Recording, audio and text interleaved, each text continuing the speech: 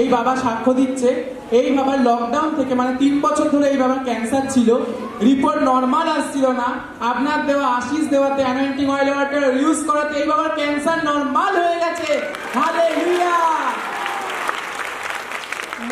জয় যিশু, দিদিকে জয় যিশু, এই ভবনে যত লোক আছে সবাইকে জয় যিশু।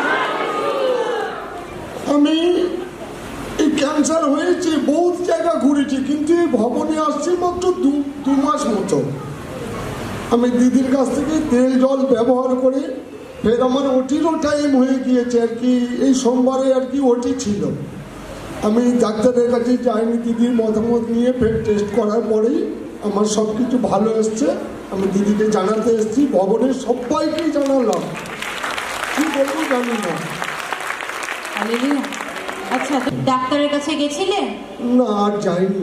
আর যাওনি? রিপোর্ট করেছিলে যেটা করার ছিল? হ্যাঁ। এটা কি এসছে? সব নর্মাল এসছে। একটা অন্য ডাক্তারকে দেখিয়েছি, বলে এটা কিছু না, ওদের তো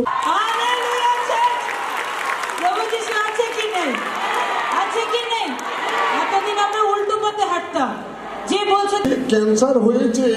আমি নিজে নিজে ঠিক করে নিয়েছি, ভবনে দাঁড়িয়ে সত্যি সত্যি বলছি, এটা কোনো মিথ্যা কথা না যে আমি ঢেলে কেটে এ জীবন আর রাখবো না। হঠাৎ সেই চেয়ারে বসতে যাই, সেই চেয়ারে হঠাৎ একটা পালক দেখতে পাই চেয়ারের গড়াতে। সেই পালকটা ধরার পরে আমি আর এইসব কাজ করব এই চিন্তা ভাবনা আমার টোটালি আউট হয়ে গিয়েছে যে আমি রেলে কাটবো কি বিষ খাবো। এই পালকটা হাতে নেওয়ার পরে থেকে আর কিছুই নেই আমার। আজকাল